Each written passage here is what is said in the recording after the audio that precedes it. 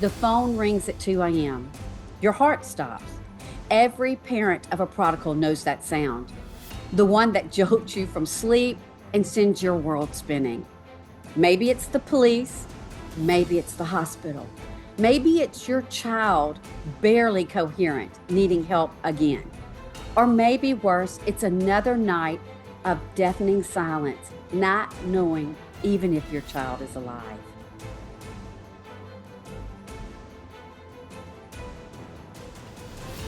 Welcome to Warfare Parenting, faith-driven strategies for struggling parents of teens and adult children. I'm your host, Laine Lawson Craft. You're in the right place if you're battling with prodigal children, facing family crises, or seeking spiritual guidance in parenting. Today, we'll equip you with powerful biblical strategies to reclaim your child's destiny and restore hope in your family. Let's step into this faith-filled journey of hope and healing together.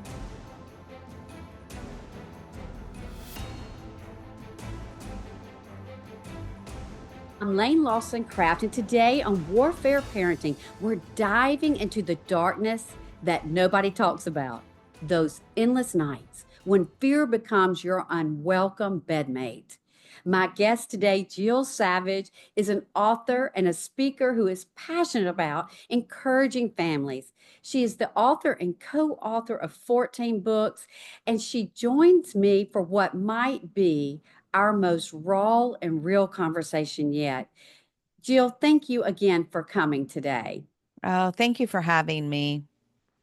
Well, listen, before we dive in, I need to speak directly to that parent who's listening right now, probably in their car, Jill, probably crying, probably feeling more alone than they've ever felt.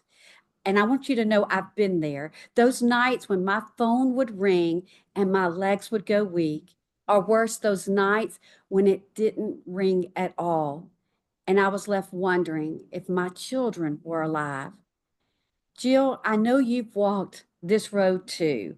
Yeah. Uh, Tell us a little bit about some of your 2 a.m. experiences and how it felt and how it impacted you. Yeah. Well, it's still there, Lane. I still, when you were, doing the introduction in this, I was like, I mean, that's still my life. Because, we still have a prodigal that I sometimes, I'm questioning, is he alive? What's the next phone call I'm going to get? And it has been the police and it has been the hospital. And sometimes it has been him. And then sometimes we don't get any calls. And I do wonder. So I completely, for those of you that are listening, you are not alone. That's the first thing I want you to know. I remember the first time I blogged about this on my blog, and I had spent the night in the waiting room of a psych hospital for our son. And I just came home and I didn't even know what to put on the blog, but all I put was, "You're not alone. I don't know what you're dealing with. I just want you to know though, I never thought I would be having to go through multiple doors locked behind me to be able to see my son." Like that's what's happening here. For those of you that are walking through this kind of pain, is you're going, it's not supposed to be this way. This is not what I imagined when I held that little one in my arms. This is not what I imagined when we had, their life ahead of us. This is not what I couldn't even have thought that we would be dealing with these kind of things. So I think that the first thing that I want anyone to know is you're not alone. You may feel alone, but that's why these conversations are so important. There are many of us out there who are dealing with very, very difficult things, and you are not alone. That is so powerful, Jill.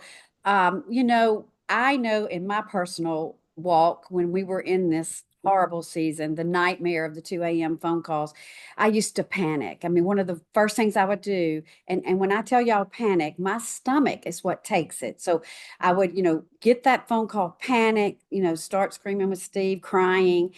And what I learned to do was to pause. Immediately when I heard that phone ringing in the middle of the night, I would just pause and first pray and say, God, you know what I'm fixing to hear, and will you prepare me for it? Jill, you've helped a lot of people get grounded in situations like this. How do you help parents develop what you might call a crisis protocol for these moments? Well, I do the exact same thing, Laine.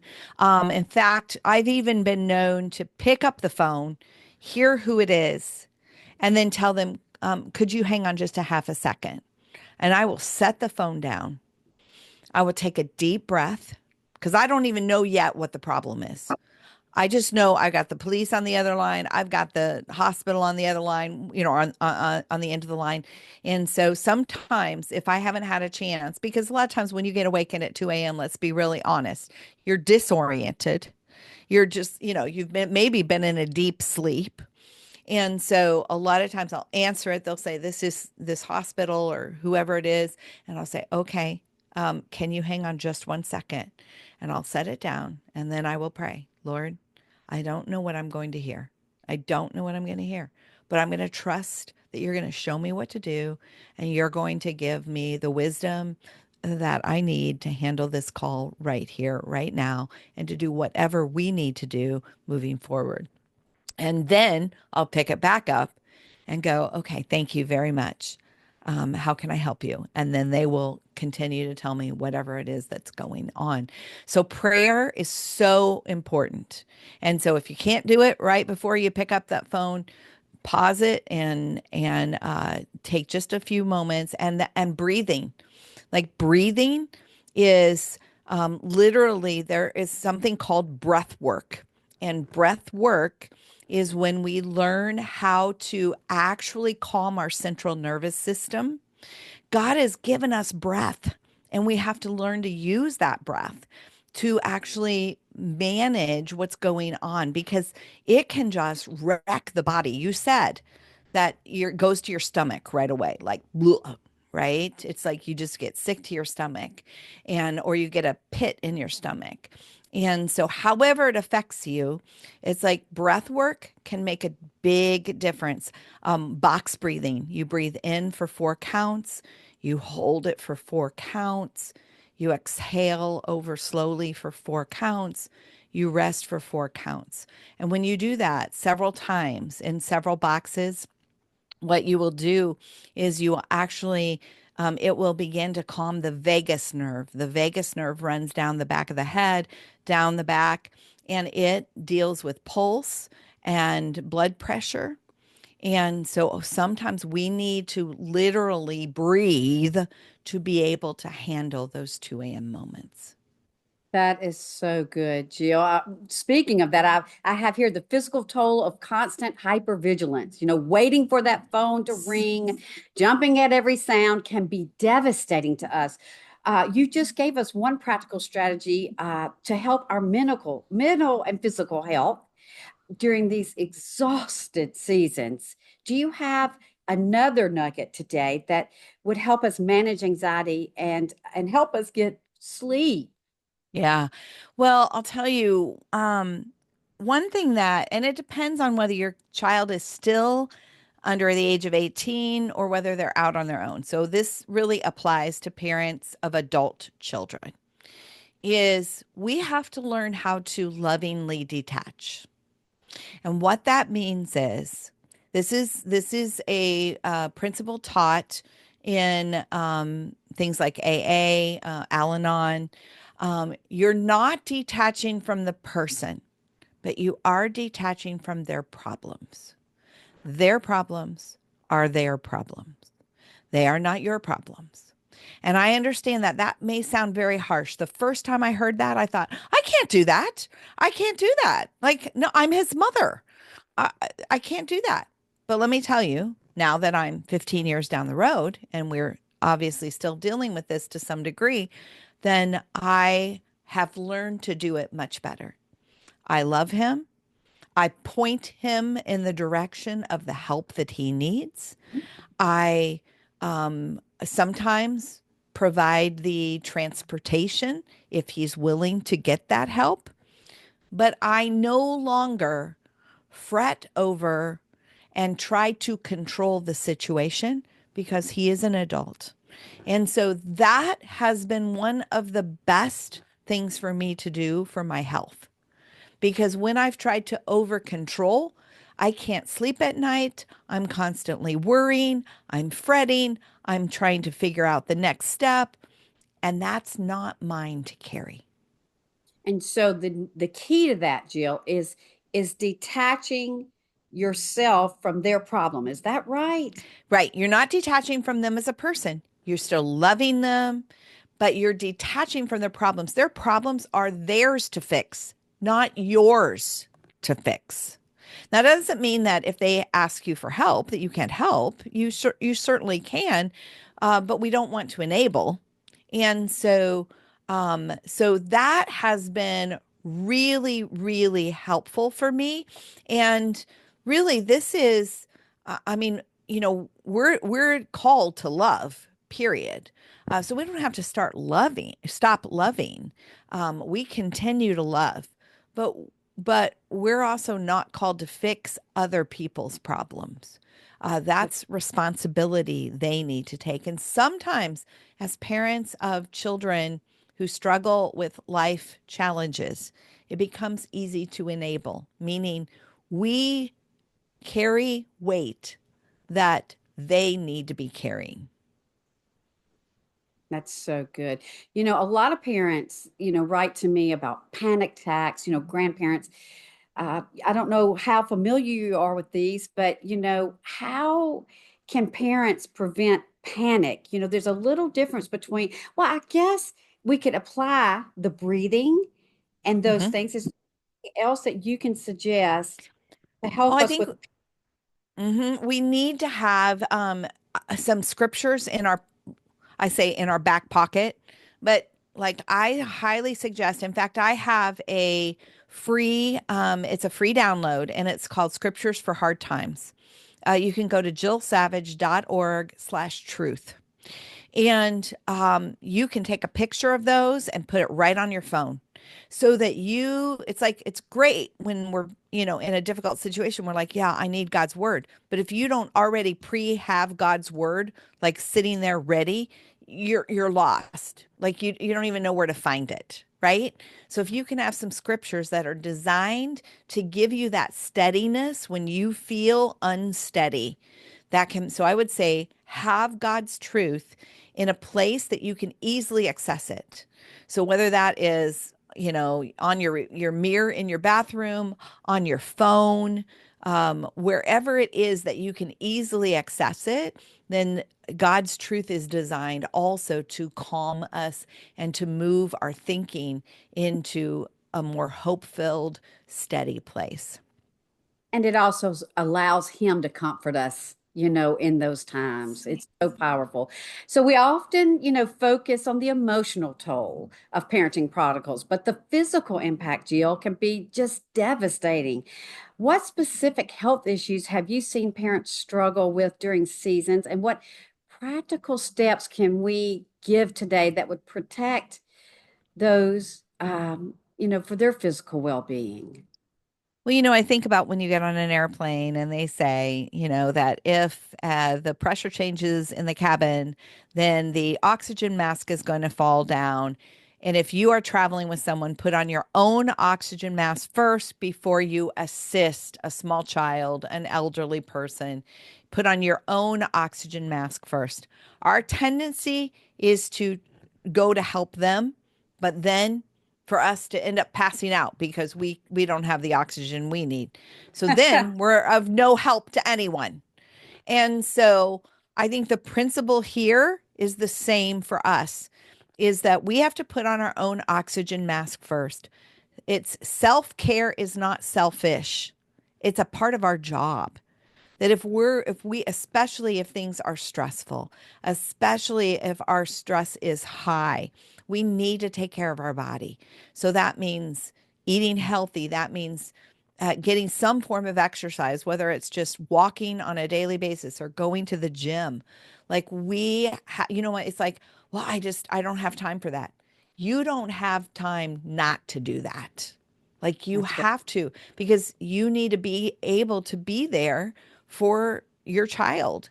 But if you can't, then because you're having health issues, then you're not helping anyone. That's right. And I love to tell parents, if we're skipping meals, forgetting our medications, not getting counseling and all those things, we can't be our best us in this battle. And, we can only give out what we have. And so, don't feel guilty. There is a level of sense of guilt sometimes, Jill, when you're taking better care of yourself in the battle. Do you have anything to add to that? Yeah, no, I agree, but I think that is false guilt. I think I do. that's where the enemy also wants to just whisper, like, what are you doing? Your kid is suffering and you're going to the gym. And what we need to do is go, you're doggone right, I am. God gave me this body. This body is, I am to take care of it. I'm to steward it well. And I am confident in that. So Right. to And you have to be not, strong. Yes. yes. Hmm. Yes. Yes. Real quick, there are some other notes I have here. Just building a support system. When we're talking about the 2 a.m. morning calls, when you're in a crisis, we need to build a 24/7 support system that can be professional resources, Jill, support groups, church involvement, family communication. Do you have anything more to add to that support system? Friends, friends who understand. I have one girlfriend that her son also struggles with mental health issues. And so we're good for each other. I know she understands that. And so if you can find a friend who's walking a similar road, because I have other friends, they're great in other parts of my life, but they don't understand this part.